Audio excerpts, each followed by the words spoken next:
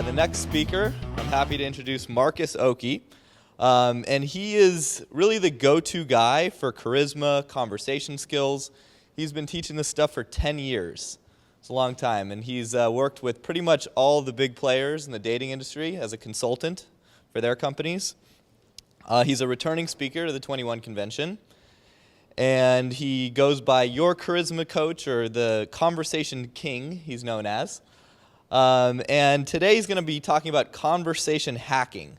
It's a kind of a new pioneered thing in its infancy, so I'm excited to learn all about that. And he's spoken all over the world, so let's welcome Marcus. Thanks, man.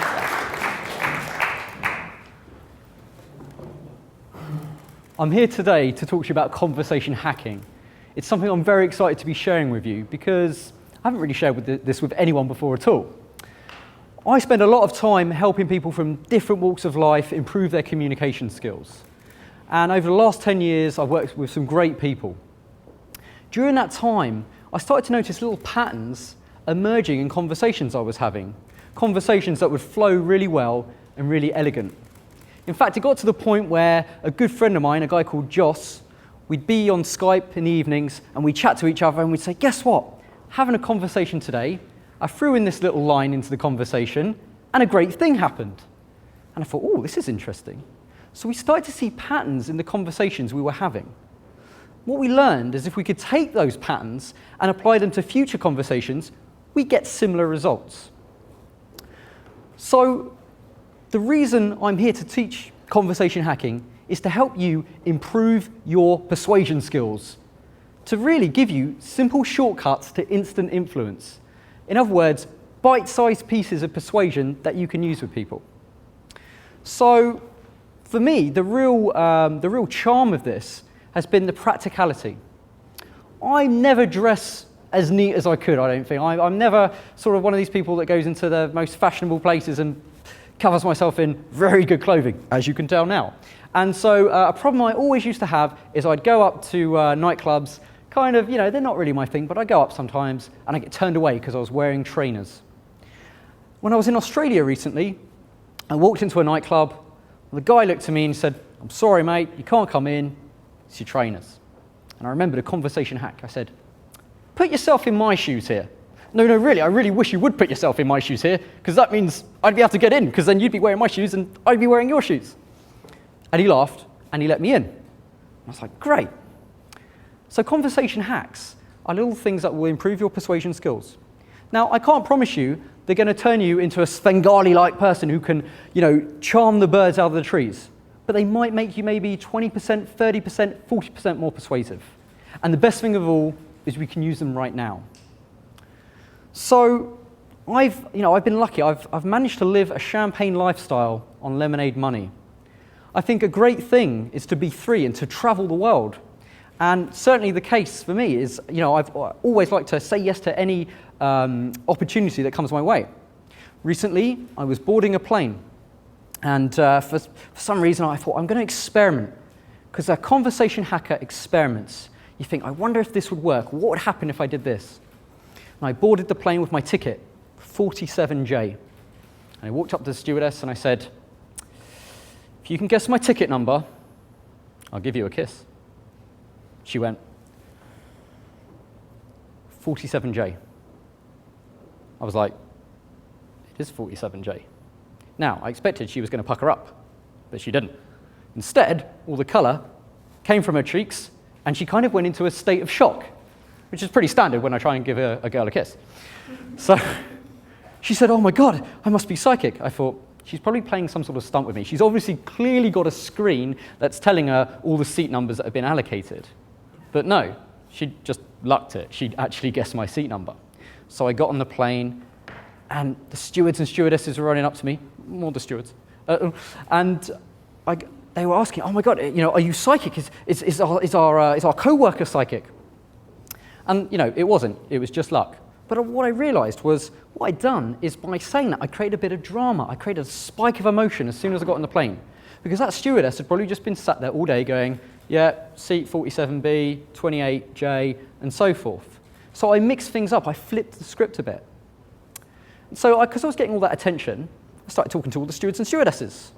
I started getting extra deliveries from first class of champagne. And I was thinking, this is quite good. Because I created that moment, good things happened.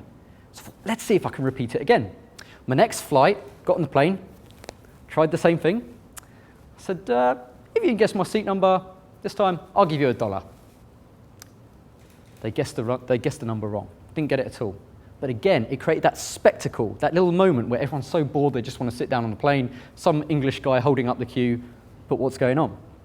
This time, I went to the back of the plane, the stewardess came up to me. I said, listen, you didn't win, all right? I can't give you the $1. I'm really sorry about this. She said, no, she goes, I just wondered if you could help me.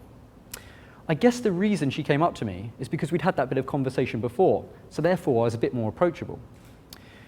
She moved me down 3 seats, so I had the whole row to myself, which was pretty good for an 11-hour flight.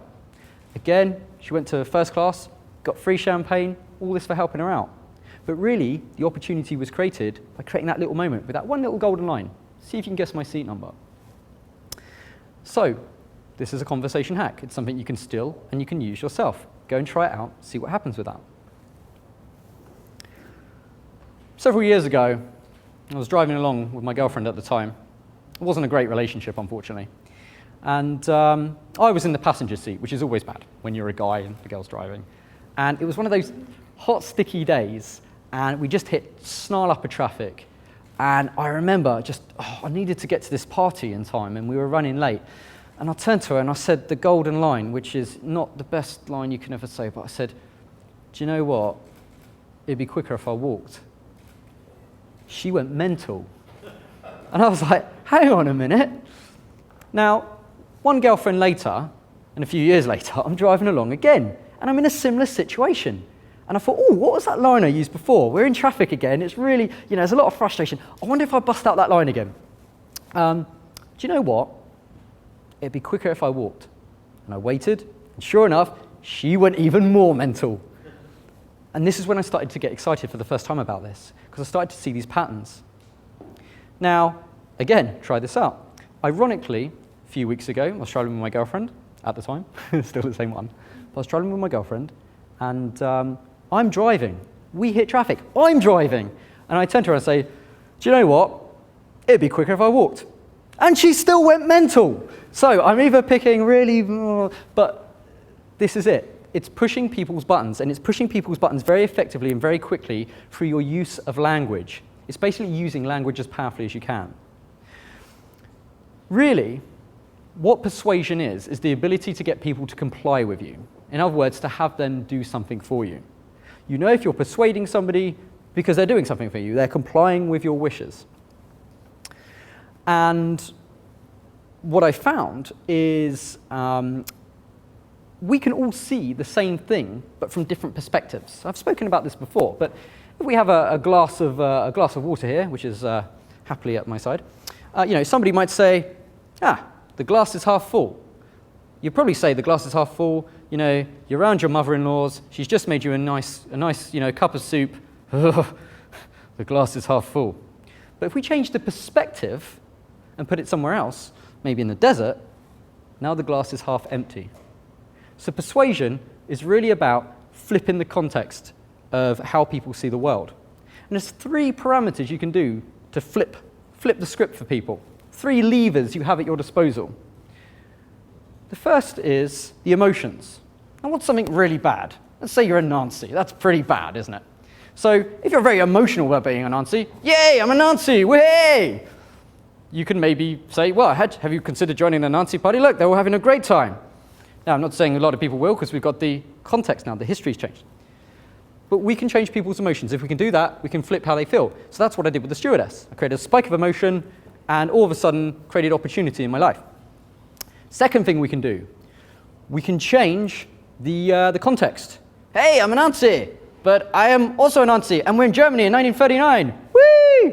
So in that context, it's okay to be a Nazi. Well, not if you're the rest of the world, but if the context has changed, the situation has changed. Lastly, we can change the timeline. Hey, I'm a Nazi. Oh no, I hate you. That's true, but in the future we might be friends. Yes, this is true.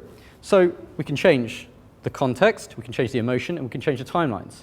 And all the hacks feed into changing these three things. Now, I really wish I didn't use the Nazi example, but that's the first thing that came to mind. Please leave your comments below this video. So, the first hack, the first really sort of golden line I think to use is starting a conversation with somebody is usually the most difficult thing I find for people. We all have that anxiety of starting a conversation from scratch. What I like to use is a pre-frame. A pre-frame sets up the expectation for the conversation before you begin speaking. So, for example, if you say to somebody, you'll laugh at this, usually there's pressure for them to laugh at the joke you come out with. So if you're ever listening to my dad tell a joke, you say, you'll laugh at this, and there's like that pressure to laugh, that's a good joke. I'll still steal it anyway. The best pre-frame ever is, I could be wrong here, but.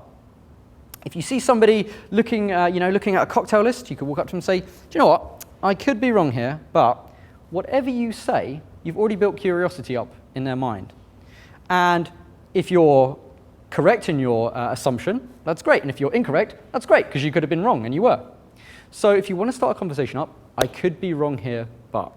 It's great when you're giving advice for somebody as well. When they say, well, what do you think I should do? Do you think I should buy this red car or this blue car?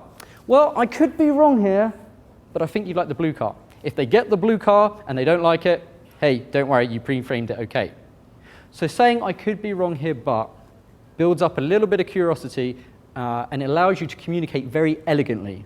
So if you're starting a conversation from scratch, great little line to use. The best opening line in the world, that's always that magic bullet line. I was doing my research on conversation hacking and I came up with one. In fact, I stole it, actually, to be honest, from a guy called Dr. Raj Prasad. Reading a book, and Sack the Juggler. And I was reading a book, and came across it. It says, you look like you're having fun there. If you walk up to anybody and say that, you look like you're having fun there. If they're not having fun, then you can bring fun. You've set the expectation that you're going to bring fun to the conversation. If they are having fun, then you're just joining the party. So again, it's just a little line that seems to work more often than it doesn't.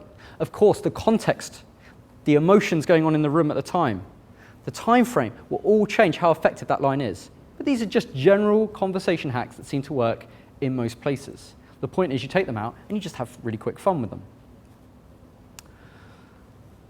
A friend of mine is one of the best salespeople I've ever met. Works in sales. She's the #1 person in her company. She sells more than anybody else. She's rated #1 out of a staff of 6,000. And every single month, she's top of the tables. And people come up to her and say, listen, I need this product you're selling. And she says, right, okay, how much you need? And they say, yeah, okay, give us a price. She'd give them a price. And somebody one day came in and said, that's your price, is it? You have to do better than that. All of a sudden, it forced her to come up with a better price. Another really great hack. If you're buying anything and somebody quotes you a price, you say, you have to do better than that. Because what that does is it forces them to come up with a better price for you.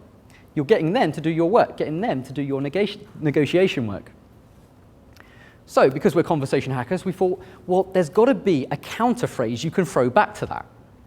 And there is. She learned. The next time somebody came in and said, hey, that's the price, you're going to have to do better than that, she countered, better for who? Because of that, she didn't have to change the price. She put the emphasis back on the guy. There's a guy called Herb Cohen, master persuader. And he basically has 3 phrases he uses to negotiate anything. The first phrase is very simple. In fact, I'd like you to repeat it after me so you will learn it. Okay, so we're going to go on 3. The first phrase is, huh? Okay, ready? Huh? Great, you guys are going to be great. The second phrase is, huh? Huh? For example, have you seen this new car? Huh? The door's open, it's really good. It's got a stereo, huh? And the window's undo. And the third phrase he uses is, what is the third phrase he uses actually? The third phrase he uses is, oh my God, I've completely forgotten the third phrase he uses. Bear with me. Oh, my apologies. The third phrase he uses is, there have to be some adjustment in the price. So, for example, I'd like to see some adjustment in the price. That's all he does. So my apologies. So these are 3 little hacks. As I said, this is in its infancy at the moment. This isn't a business. We're just working out what's working, where are we seeing the patterns, how are they allowing us to manipulate conversations. And why we say manipulate, in other words, empower the conversations we're having. I was working in a cinema, and one day somebody came in to me. We all have those jobs in life that we don't end up enjoy doing. You know, we just do them, and we go through, and we get along with it. But mine was serving ice cream, and you know, I was really stingy. I'd never fill the ice cream pot up properly. One day, customer comes in and says, "Listen, I'm 50 cents short. Will you let me off?" I said, "Sorry, nah." And he looked at me and he gave me puppy dog eyes and he said, "Would it break your heart? Would it break your heart just to let us off this once?" Now, because we've all been conditioned not to go around breaking people's hearts, I had to say no, in my mind. No, it wouldn't break my heart. And of course, 3 minutes later, he's walking away with a big pot of ice cream and he hasn't paid the full price. So we steal that. I was buying a mobile phone recently, looking at the contract. I was given a price. Huh? I was given the price. I said, "You're going to have to do better." He said, "I can't do better. I'm going to get, I'll get in trouble with my boss." I said, "Listen, would it break your heart this one time just to see a little change in the price?" And what you can start doing is stacking each individual little hack. And you can start using them together. So you build up a repertoire of conversation. The next hack, and I hope you don't mind, I'm just going to go through some of these that we found the most useful in what we do. My friend Joss was late. I think we're all late. We're a nation of late people in England. And my friend Joss was late for a train, and the ticket was booked in the wrong name. And he was in Hong Kong at the time. And in Hong Kong, the standard reply is, "Oh, you can't get on the train because the ticket is wrong." Like, no help. Shutter comes down. So he said, "How do we fix this? How do we fix this?" If you say that line at any time, it forces the other person to do the hard work for you again. You want the other person to do all the work and solve your problems. They've got all the power, let them use their power. If you can't get into a club, try saying, "How do we fix this?" The bouncer, the club, or the club manager might give you an opportunity. You might say, "Well, okay, you need to change your trainers." Say, "But these trainers hurt my feet so much. How do we fix that?"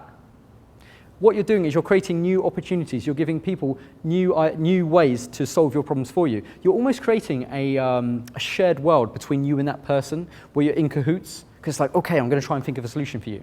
Now, that won't always work, but it will work, say, 40 or 50% of the time. Maybe it's even 20% of the time, but it gives you an extra throw of the dice. So you've always got something up your sleeve. I have nothing up my sleeve. Another really good hack we found is, have you ever had to deal with friends who are always, they're always going through some life issue? I think everyone in life is going through some problem they're facing, some challenge they're dealing with. In fact, if they're not going through a challenge, they're probably in a state of nirvana and floating around like a hippie. So the problem when it comes to you, when someone's got a problem, usually an emotion problem, they feel really bad, they feel like the steam's out the wind's out their sails. Why do you think that is? If you ask somebody why they think that is, they become introspective and they think about their own problem. So, for example, I'm really upset. Well, why do you think that is? Because, I don't know, I'm a bit depressed. Well, why is that? I don't know, I just don't feel I'm in control of my life. Okay, so you're not in control of your life. Well, why do you think that is? It's because I don't have a job. So if you got a job, you'd be more in control of your life. Yeah. So you can channel down and you can dig down and solve people's problems very quickly without getting too involved with it. They're giving you all the answers, you're just steering them along. Is this useful so far, guys? Yeah. Okay, great. So we're looking again for these little patterns, these little phrases. We stumbled on one recently that we kind of love. And the way to sort of refine your hacking skills is to give presentations, is to practice, is to play with them as much as possible. So the one my friend and I found out, we call it entrapment. And basically, you go up to somebody, you say, listen, you want to be liked, don't you? People will generally respond yes or no. People respond yes. You want to be liked, don't you? Yep. Then why are you making it so hard for yourself? So you use their answer against them. It's very sneaky. So because it's a hack, we thought, well, how can we use that structure of language and apply that somewhere else? Again, my partner was buying a mobile phone and used the same thing. She said, listen, I really like the contract here, and you want me to buy the phone, don't you? And the salesman said, yeah. She goes, then why are you making it so difficult? So that forced the salesman to renegotiate and come up with a better price. Again, this is just short, sharp little lines you can throw out, little phrases, little ways to push buttons. My dad used the same entrapment principle on the telephone 2 days ago. I was around his house, and he was complaining because the roads hadn't been resurfaced. And he called up I was listening to the conversation on the phone. He said, just a question for you. He goes, are you left-handed or right-handed? The guy goes, I'm right-handed. He goes, He goes, judging by the state of the road outside my house, you can't tell your fucking left from your right, can you? So you can use people's answers against them. Has anyone here had a friend that they want to go out on a Friday night and the friend won't come out? Ever had that? You know, you're all suited and booted, your mate doesn't want to come out. Really good little hack for that. Listen, the old Steve would have come out. The old Steve would have done it. So you're using all his past highlights of what he hoped you still was and saying, well, look, you've fallen so far from the tree now of where you were, you're no longer that person. But now, this is your opportunity to make it back. Come on, the old Steve would do it. And Steve says, well, look, I haven't got the right shoes on. And you say, well, how do we fix that, Steve? And Steve says, well, look, I can get my dad's shoes. They don't fit properly. And you say, Steve, you'll have to do better than that. So all these hacks can be interchanged and used. And you start building up an arsenal. And your language starts getting more fluent. The best way is to take one little phrase and drop it into all your conversations. So you want to listen out. For one, when anyone says anything to you and it triggers an emotion in you. Now, sometimes somebody might swear at you. Swear words trigger emotion. That's because they're swear words. They push a button very quickly. Rich language usually triggers emotions. But the way somebody structures a phrase might trigger an emotion as well. We realize that when somebody drops something, you can say, sack the juggler, which we just did, because it triggers an emotional response. Other phrases that would trigger an emotional response in that situation, see, this is why we can't have nice things. If anyone drops something at the bar, psh, causes a scene. See, this is why we can't have nice things. The third one, which my friend Sasha taught me, is, did your parents drop you like that as a kid as well? So these little phrases work in every situation, and they're out there, and there's so many we don't know. So when you see something that triggers an emotion, write it down. If you see something that makes you act in a certain way that you wouldn't, if it steers your behavior in a certain way, you know, somebody calls you up and says, come on, the old Marcus would have come out last night. You think, oh God, that's good. Write it down. Drop it into your conversations. When you start pulling apart the nuts and bolts of conversation, then you start having power of the conversation. The reason this works is wherever you go in the English language, conversation is pretty much the same. Pragmatics, linguistics, it's all very similar. The style may be different. The style, the way people talk may be different, but the actual structure remains pretty much the same. And so we can hack it. It's like if you ever want to persuade somebody to do something, they're more likely to do it if you give the reason because. It's quite an old one, but just saying because. So for example, I was in a bar with my friend and I needed to use a chair, and well, I needed to use the chair all night. I said, can I have your chair? And they said, no. My friend went, watch this. He said, can I take that chair because my leg hurts? Yeah, got the chair straight away. Because, what a powerful word. See the patterns, take them, copy them, use them yourselves. So, would you like to hear some more? Yeah. Okay. Right.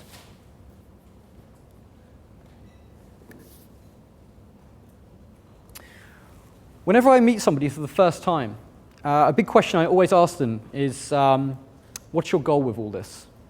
Everybody, as I said, is facing a challenge in their life. They're going through some hardship they're trying to sort of remove, some dream they're aspiring to. Everyone here is aspiring to improve themselves. So you're all facing a challenge. Now, if you hear that somebody's facing a challenge, you can find out what the challenge is very quickly. What's your goal with all this? What's the big picture here? What's the big plan with all this? What that does is that tells you their immediate challenge. Now, if you can remove that challenge for them, you'll make a new friend instantly. So if I speak to somebody and they say, well, do you know what? My big challenge is I want to travel all around the world and I want to be footloose and fancy-free. And I say, oh, great. Why is that? And they say, well, I used to do a 9-to-5 job. I never really enjoyed it. And this will give me that freedom I want. Okay, so what's the big challenge in the way right now? Well, the big challenge is, finding somewhere to stay. Now, if I know somebody in the destination they want to go to, so if they're going to Sydney, for example, and I know somebody in Sydney, I'll hook them up. I'll connect them. And so I find I can network with people very quickly by just asking, what's the big challenge here? Because if you can remove someone's pain, you'll make an instant friend immediately. We talked about how compliance is really the sure sign that persuasion is going on. In other words, could you pass me that drink? Someone does. You've persuaded them to pass you the drink because they've complied with you. A very effective way to boost your skills is a friend of mine, when he's in situations where he's like, here, go to a cinema, he'll never, ever comply with requests. He's hacking conversation without even realizing it. So he'll walk up and he'll say, can I have a popcorn, please? And the person on the desk will say, sure, do you want an apple or orange combo with that? Now, what were the two options, apple or orange? So what do 99% of the population say? Apple or orange. So he'll say, I don't know. And it throws the person. Or he'll say, do you want apple or orange? Why? And so the person's left there going, because the orange one is really nice. I don't know. And he'll just get them in a tears. Now, he just does it because he has fun, just seeing what he can do in conversation, what he can just pick apart, how he can tear conversations down. A really good way to practice this yourselves, and just to get into that mindset of picking apart conversations, is to play the questions game. Now, how the questions game works is very simple. You answer any question with a question. So, for example, if I say, are you having fun? Are you having fun? Oh, hang on. Okay, so some people said yes, you all lost the questions game. And one person in the back said, are you having fun? How would you feel if I was? Okay, so you lost the questions game. Okay, so basically, if you answer somebody's question, you're complying with them on a very small scale, I might say. So we're brought up just to go along with it, okay, I'll have apple, I'll have orange, because they're the options given to us. Step outside that. How can we change the perspective here? How can we challenge what's going on? So, a really good thing to do after this talk is to get into pairs and try the questions game out amongst yourself and a partner. Ask each other questions and answer the questions. If anyone wants to give me a go, I'm pretty good at it, but I'm looking for someone to knock me off my post. I've already had some volunteers here in the audience. If you're watching this at home, try it out with a friend. Don't talk at the computer screen, otherwise it'd be weird. So I always, the French have this saying, I think it's the wit of the staircase. You know what it's like. There's somebody in a bar says to you, look, I'm surprised you're not fallen down on the floor like a drunkard, and you come back with that beautiful retort. How was your last family reunion? And, and it's, so witty.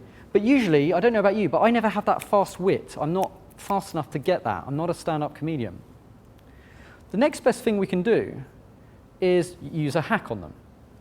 A mate of mine has a great one. Whenever I'd accomplish anything in life, like I beat my record for lifting the most amount of bench presses ever. Like I think it was 100K that I'd ever done. And, I'm feeble. But I came off and I beat my personal record, and I got up and I was so happy. And I said, look, I've just beat my record. And he looked at me and went, how do you feel about that? And I was like, oh, well, I feel good. Yeah. And I started to justify my behaviors to him. Now I was complying with him. And I thought, that line, how do you feel about that? That's great. You can fire that back at any retort somebody gives you. Like, you, sir, a complete wreck of a man. How do you feel about that? Well, I feel quite upset, really. And then they start justifying themselves. And you can start stringing all these along. So, you're not wearing the right shoes. How do you feel about that? Well, I don't feel that bad. What's your big goal here? Is this your dream job? No. And, you don't want to run this place? No. Would it break your heart this once just to let me in? How do you feel about that? It's a great little hack to throw back at any put down that's thrown your way. Another really good one is if anyone's causing a scene, what are you trying to achieve here? Completely call them on what they're doing. What are you trying to achieve here? In that awkward situation where somebody's talking a bit too loudly, I don't know, you're with your girlfriend in the bar and some guy's trying to mercilessly chat her up. Or what about the situation where somebody's just causing a racket? Just say, excuse me, hey, what are you trying to achieve here? Now they've got to justify themselves to you. And that lowers their status in doing that. So, of course, maybe you want to put people down. Maybe you're a bad person. Well, here's a line for you. My friend down the gym, he did his weights. He beat his personal record. And he did it really good. And I was going to say to him, how do you feel about that? But he lifted the weight. He goes, I just lifted 120 kilograms. Do you understand? I was like, yeah, shit. You see, every hack has an equal and opposite hack. Any question, if you ever asked a question you don't want to answer, or you find trouble finding the answer, there's a lot of variables involved. You can pretty much answer any question with that hack. There's a lot of variables involved. But as I said, every hack has an equal and opposite hack. So equal hacks to that are, there's a lot of ingredients in the mix. There's a lot of factors at play. There's a lot of forces at work. They're all the same way of describing the same thing. Because language is pretty similar wherever you go. Just the style is different. Now, you might have a clever lecturer, you might have a clever boss who says, wait a minute, he's just hacked me. Well, you might not say that, but if he does, then you can counter. He may counter and say, what do you mean there's a lot of variables involved? Get specific. Now he's turned the tables on you. So you have to hack him back. So this is what happens to me. Something like that happens. I go, oh, God, what could I have said? The learning we all get in life doesn't happen before we do the event. It happens after we take action. It happens after we walk home with our tail between our legs, we sit at our desk and think, oh, what was the perfect thing to say? I urge you to meditate on that, to think about that until you come up with that great answer. Because this is the answer I came back with. Get specific. What answer would satisfy you? In other words, answer my own question for me. He said, don't play games with me. So I said, thinking, hack, hack, hack. You know what? Any answer I give you, I can tell, is just going to add to more confusion. So it's like a one-up game all the time. And the more you do it, the more fun you have. So, guys, any questions? Any normal questions? Well, if there's no more questions, would you like some more hacks? Oh, did you have a question? Oh, no, I just happened to walk in to the tail end. Oh, okay, you're just... I'll have one in a minute. Okay, cool. Would it break your heart to have one? I mean, could you? Okay. All right.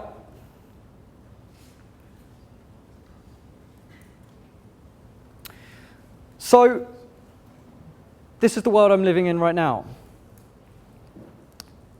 I'm always looking for these little lines, and once a week, my friend and I, we just publish our latest one on our website, conversationhacks.com.